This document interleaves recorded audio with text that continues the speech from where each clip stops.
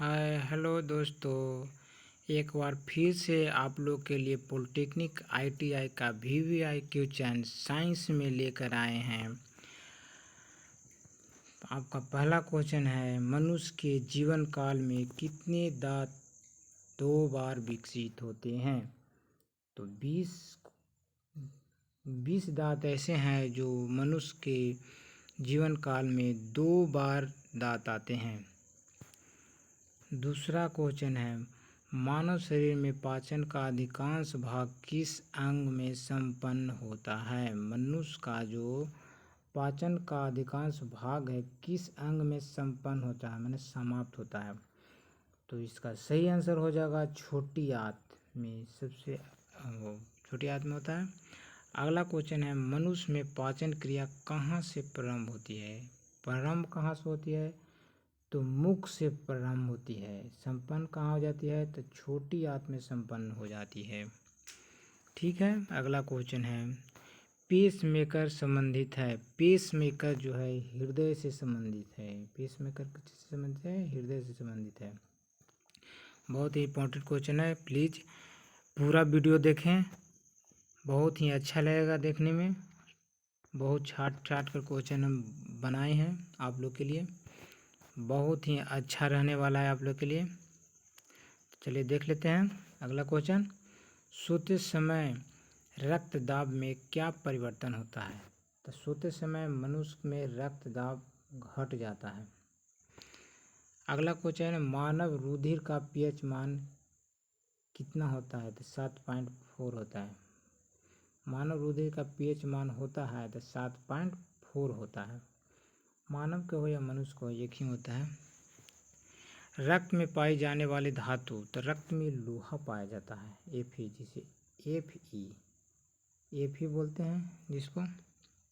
अगला क्वेश्चन है, रक्त का शुद्धिकरण कहाँ होता है? तो रक्त का शुद्धिकरण जो है किडनी में किया जाता है, फिल्टरिंग होता है किडनी में।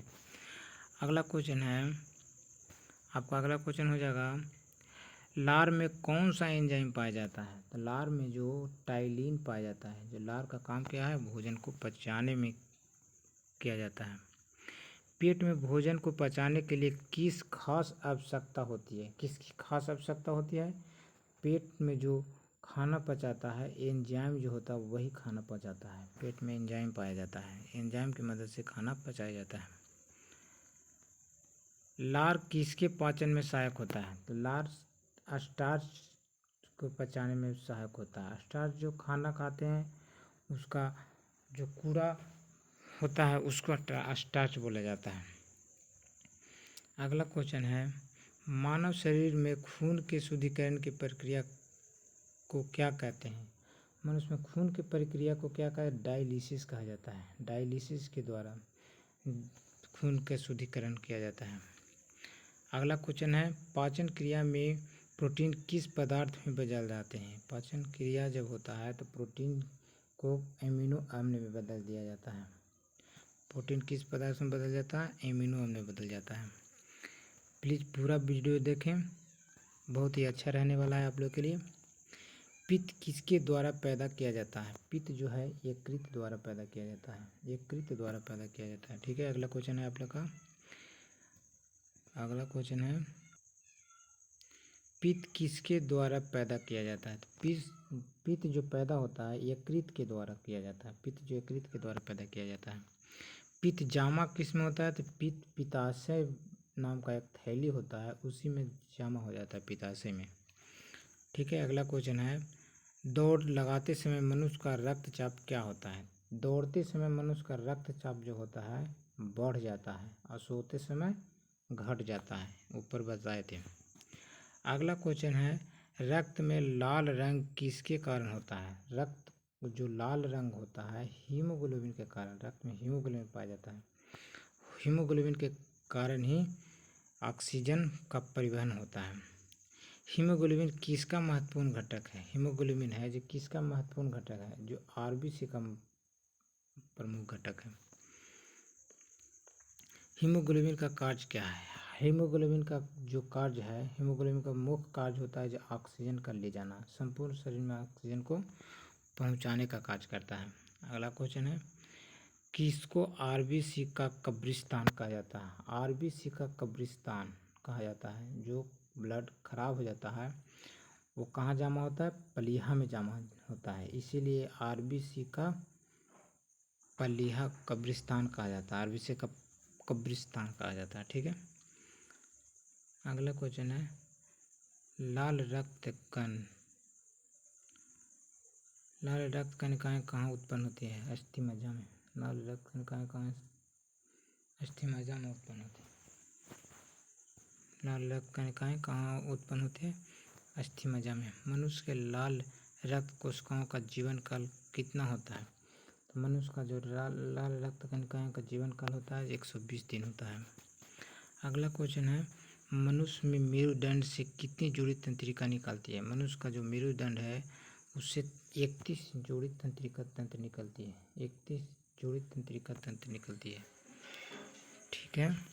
मनुष्य का अगला क्वेश्चन है मूत्र का पीला रंग किसकी मौजूदगी के कारण होता है? तो मूत्र में पीला रंग यूरोक्रोम के कारण पाया जाता है, यूरोक्रोम पाया जाता है मूत्र में, इसीलिए मूत्र पीला पड़ जाता है।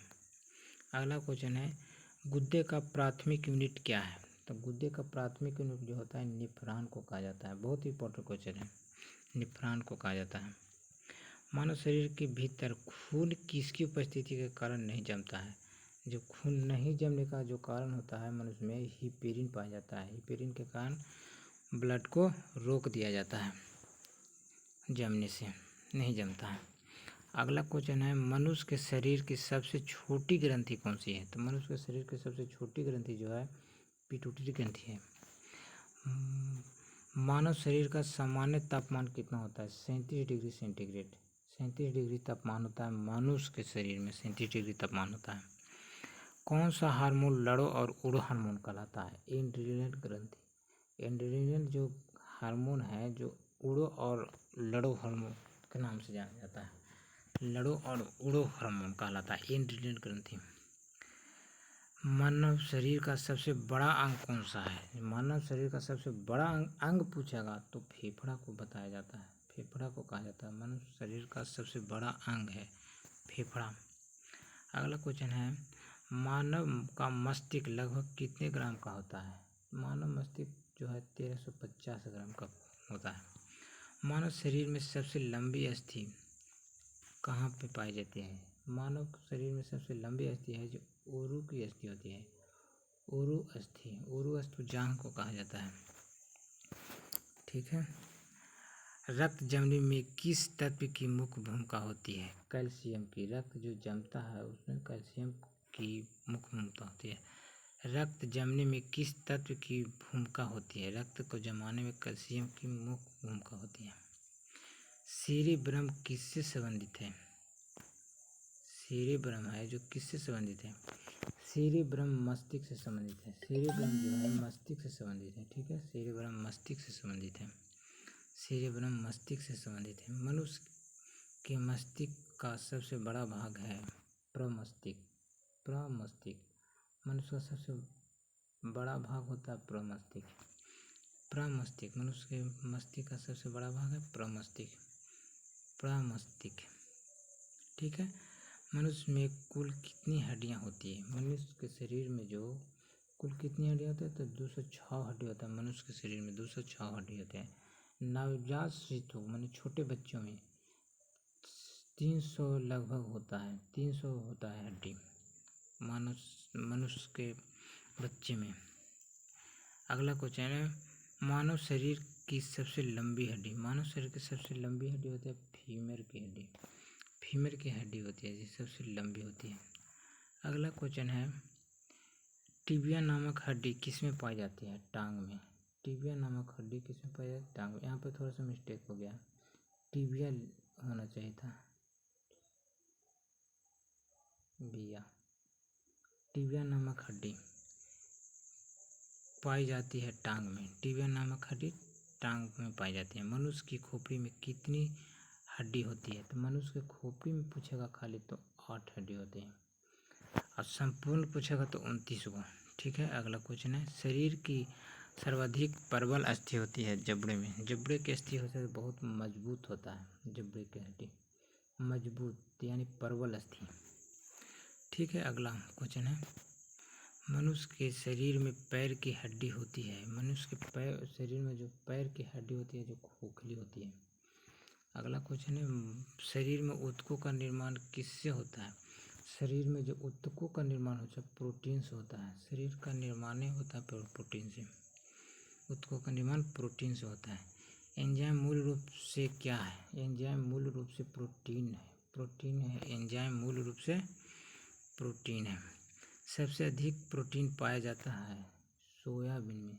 सोयाबीन में सबसे अधिक प्रोटीन पाया जाता है, इसलिए सोयाबीन खाओ। शहद का प्रमुख घटक है। शहद का प्रमुख घटक है फ्रुक्टोज। फ्रुक्टोज में शहद पाया जाता है। शहद का प्रमुख घटक, शहद में सबसे ज़्यादा क्या पाया जाता है, फ्रुक्टोज पाया जाता है। शहद में फ्रुक्टोज पाया जाता है। ठीक है, अगला क्वेश्चन है, दांत में क्या पाया जाता है। तो दांत में क्या पाया जाता है, दांत में आपका पाया जाता है कैल्शियम। सबसे ज़्यादा क्या पाया जाता है दांत में, कैल्शियम पाया जाता है। सबसे ज़्यादा दांत में कैल्शियम पाया जाता है। ठीक है, आपका क्वेश्चन समाप्त हो जाता है। लाइक और शेयर करते रहिएगा आप लोग। ऐसे ही अगर अच्छा लगेगा तो अच्छा कमेंट कीजिएगा और अच्छा ऐसा क्वेश्चन बना करके डालेंगे आप लोग के लिए। ठीक है, थैंक यू।